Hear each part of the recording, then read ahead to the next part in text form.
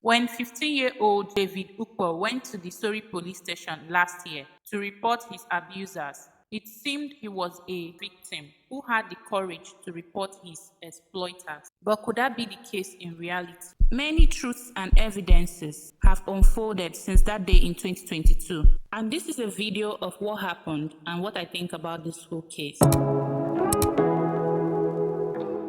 Today, we are going to be talking about a grace to grass true life story. A lot of people that have come across this case are of the opinion that Ike Ekweremadu and his wife should rot in jail. They should die. They should receive the highest punishment for what they did and what they have been doing in Nigerian politics for the past 20 years. So many people feel this is karma. And I get it. I thought the same way last year.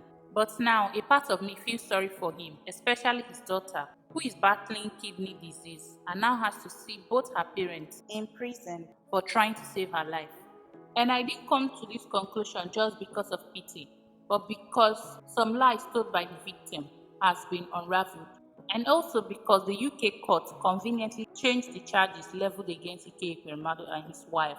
And there are some other reasons you'll get to see as we continue on this video.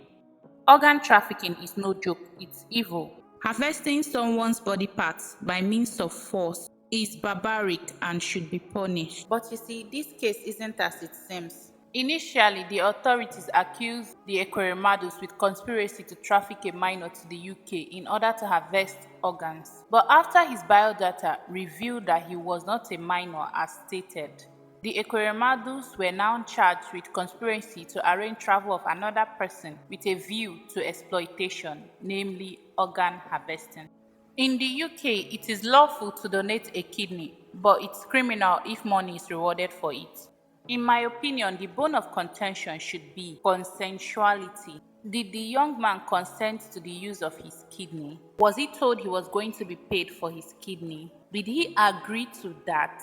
I'm not criminalizing organ donation because money changes hands. In these cases, two parties are involved, wherein one party needs kidney to survive and is willing to pay for it, while the other needs money for whatever reason and is willing to give his kidney. I know my point of view is not in popular demand, and many people will disagree with me. If you have a different opinion, you can let me know in the comments. Ike Ekweremadu is a Nigerian politician and a lawyer from Enugu State who has served in the Nigerian Senate since June 2003. He is a member of the People's Democratic Party and was the Deputy Senate President of Nigeria for 3 consecutive terms. He has both a bachelor's and master's degree in law from the University of Nigeria in Nsukka and was called to the Nigerian bar in 1987. You know, it's crazy that he's a barrister and should know better. He should know the implications of these actions. My people say that when the gods wants to kill a man, it makes him run mad first. David Nwamini, the young man involved in the organ harvesting allegations against Ekweremadu, told investigators that he was lured to the UK on the guise of job opportunities and wasn't aware of the plans to harvest one of his kidneys. He told police that he was a minor and a homeless orphan from the streets of Lagos. But on further investigations, it was revealed that he lied about his age. And when asked why he lied in the courtroom, he said he did that because he didn't want to go back to Nigeria. Now, this information will be crucial to my conclusion. Ekweremadu and his wife were arrested in June 2022 at the London's Heathrow Airport. In court, the Ekweremadu insisted that Mr. Nwamini was 21 years and called for his official records to prove their claim. David and his lawyers filed for non-disclosure of his biodata and said it was a breach of privacy. The lawyer to the Ekweremadus, Adegboyega Awomolo, told the Federal High Court sitting in Abuja, Nigeria, that David Ukpo had offered to donate one of his kidneys to Ekweremadu's daughter, Miss Sonia, if it was compatible. Then Ekweremadu applied for the UK medical visa for the alleged victim, and it was granted. After conducting various medical tests, the Royal Free Hospital in London decided that the said David Ukpo wasn't a suitable donor because his kidney is not compatible with that of Sonia Ekweremadu. The Sun believed that the victim stated he was 15, and the Metropolitan Police arrested the Ekweremadus on grounds that they brought a minor to the UK to harvest his organs. The lawyer at the time wanted to establish their innocence in the first charge and to prove that David is not a minor, that he was an adult who could give consent. It was revealed from the NIN and other documents that David was indeed 21 years of age. The trial began on January 31st, 2023, and Ekweremadu, Beatrice, and Dr. Obinna were all found guilty. The London Metropolitan Police had told the court that David was a 15-year-old homeless and orphaned boy trafficked from Nigeria. David not only lied about his age, he also lied about his parents.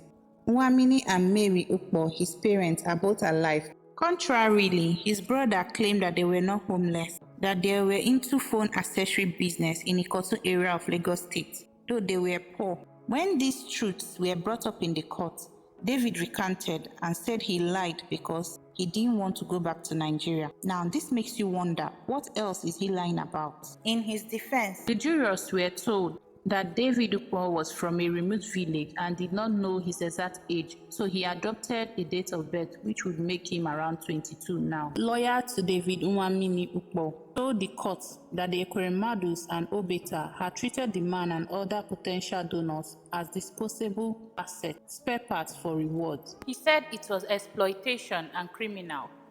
Beatrice denied any knowledge of the alleged conspiracy. Ekweremadu, who denied the charge, told the court he was a victim of a scam. Obeta, who also denied the charge, claimed that the man was not offered a reward for his kidney and was acting altruistically. But WhatsApp messages showed to the court that Obeta charged the senator 4.5 million naira, made up of agent fee and a donor fee.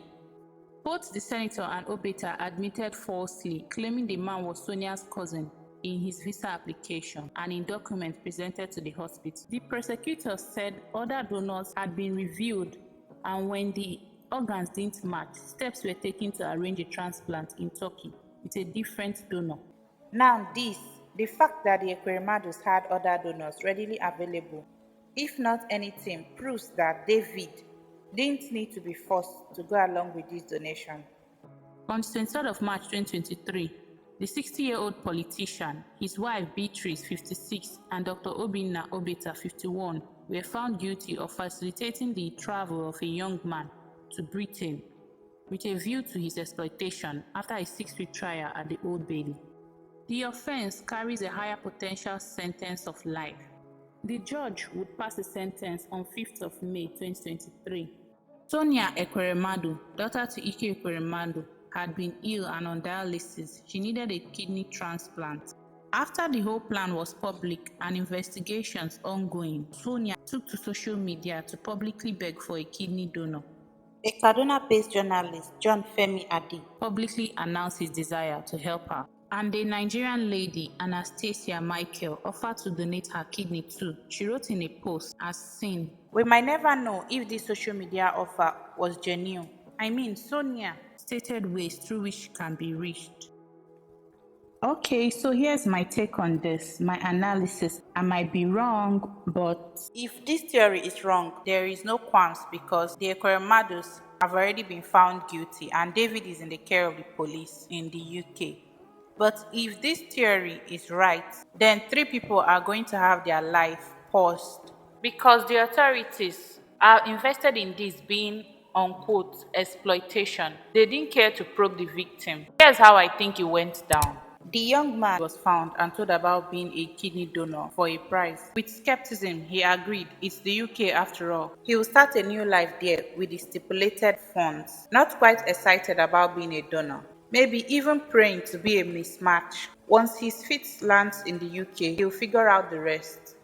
Travel arrangements were made and he landed to the UK. At the hospital, after being told he wasn't a match, he was told to pack up, that he'll be returning to Nigeria. Of course, he couldn't possibly return back to Nigeria, so he ran away. After days on the streets of London, he came up with a good plan to legally remain in the UK. The UK will protect minors, especially orphaned minors. So he walked into Staines police station that fateful day and unfolded everything to the authorities. Side note, if you're not in Nigeria, you won't know how desperate most young men and women are to jackpot. Another side note, this is my conspiracy theory and it doesn't reflect the thoughts or actions of the person in question, except of course some facts that are already known. Organ trafficking is an underground business that exists in most countries of the world. It's a dirty business and in most cases, donors unwillingly give their kidney by force or through means of deceit. Many young men and women are tricked and promised better job opportunities or better life in countries like Malaysia, India, Indonesia, and some other years. Mostly young men and even women are willing to donate their organs at a price. Check out this clip of a young woman stating that she sold her kidney. How much money is in your bank account? 100,000? Okay, not too bad. What do you do for a living? I don't do anything. So how do you make the money? I sold my left kidney. Wait, seriously? Now let's be realistic. Where in the world do you actually mean to get an organ donor? A living, breathing organ donor, not someone that's in coma or about to die, who signs off his organs, but someone that is alive and not a relative, not your brother, not your sister, your mother, your father, or spouse. Even some relatives can't give up their kidney to save their loved ones. Where do you mean to get these organs for free? The chances of seeing this is 1% of 1%. And even as low as that percentage is, the demand for kidney by patients waiting for transplant outweighs legal supply. So the statement of an altruistic donor by the UK court doesn't make sense. The law concerning this varies from country to country, but in the UK, selling your kidney or buying one is a criminal offense. And there is not enough awareness or knowledge about this law. Please share this video, let it reach more audiences. Why is abortion legal in the UK and kidney donation for mutual benefit isn't? Does the UK jail the customers, or should I say clients, of prostitution because they pay to get? Should it be given freely and considered criminal if you pay for?